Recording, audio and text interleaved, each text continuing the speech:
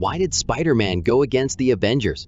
Spider-Man found himself surrounded by Earth's mightiest heroes, all under the control of the Grand Manipulator. Using the Resequencer, a device that subtly altered their thoughts, the villain orchestrated their actions. To free them, Spider-Man teamed up with a university friend to deactivate the device and restore their free will.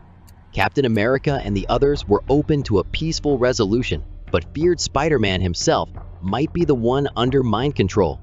When they requested the device, Spider-Man hesitated, knowing improper deactivation could harm countless people. Thor found Spider-Man's unique mind both amusing and frustrating, to which Spider-Man humorously replied that he hears that often. Realizing a fight was inevitable, Spider-Man acknowledged he would likely lose, and Thor agreed. As Spider-Man swung into action, Captain America called upon Iron Man for assistance. Iron Man tried reasoning with him, insisting they were friends and that he needed to trust them.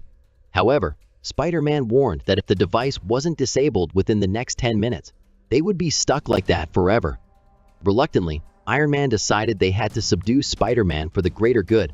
But as Tony approached, his suit malfunctioned. Spider-Man had disabled it.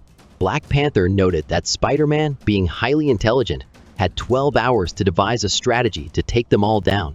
She-Hulk pursued Spider-Man through the city, warning Black Panther that intelligence alone couldn't overcome certain challenges, like her right cross. However, when she swung at him, Spider-Man effortlessly dodged, showcasing his agility. Captain Marvel then grabbed Spider-Man by the throat, demanding the stolen Resequencer. But Spider-Man had a trick up his sleeve. He discreetly placed a small web capsule in her mouth, momentarily cutting off her breath. Assuring her it would wear off in a minute, he swung away. As he escaped, Captain America threw his shield from behind. Alerted by his spider sense, Spider-Man caught it mid-air and used its momentum to crash through a nearby window. Inside, Blade awaited Spider-Man, confident in his skills. The two engaged in an intense battle, with Spider-Man's speed and agility matching Blade's strength and experience. A well-timed punch knocked off Blade's shades, further frustrating him. As Black Panther joined the fight, Spider-Man kicked him away before headbutting Blade, proving he was more than just a skilled jumper. Captain America then intervened, grappling Spider-Man in a headlock and trying to reason with him. Despite being restrained, Spider-Man used his legs to launch both Black Panther and Blade backward, showcasing his acrobatics. Spider-Man still believe they are under control, but don't realize it.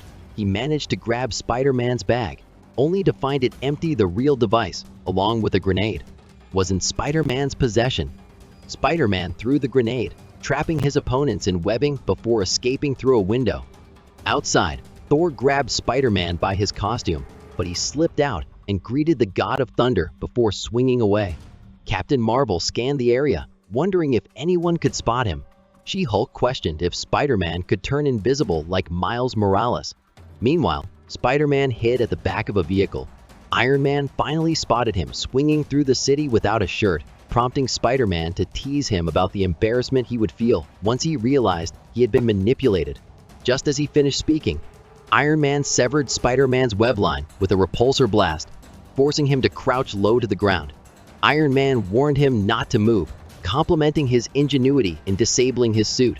Spider-Man admitted he had originally planned a spider-shaped device, but ran out of time. Iron Man replied, "There won't be a next time."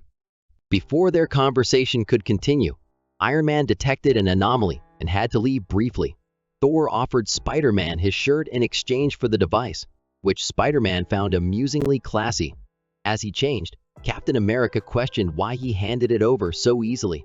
Unbeknownst to them, Spider-Man had discreetly passed the real device to a passing cyclist, creating a distraction to buy time for his friend at the lab to deactivate it.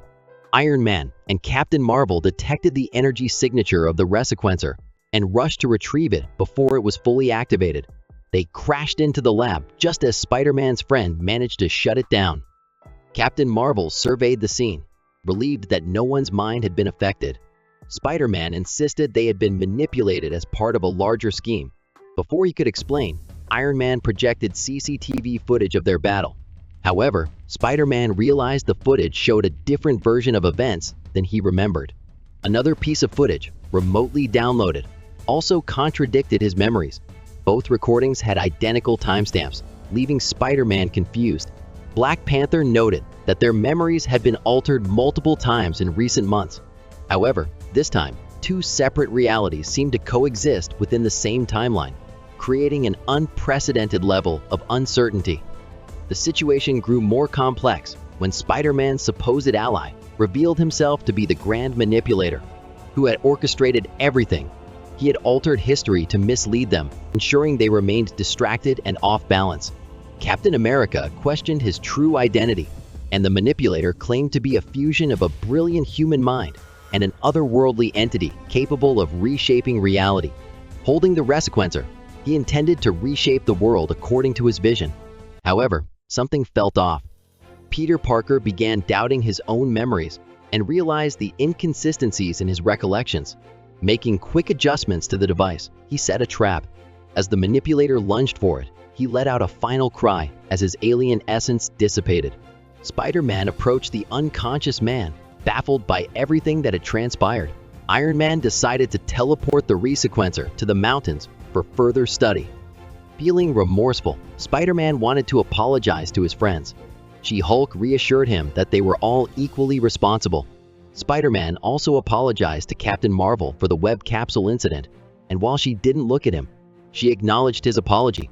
Meanwhile, the Observer watched the heroes, ensuring events followed the predetermined timeline. However, Captain America seemed lost in thought. Alone, Captain America addressed an unseen presence, recognizing their manipulation. He realized they had been given a scapegoat to divert attention from the true mastermind. But he wasn't fooled. He was determined to uncover the truth. With determination in his eyes, he pointed forward and declared, "I'm coming for you, Beyonder."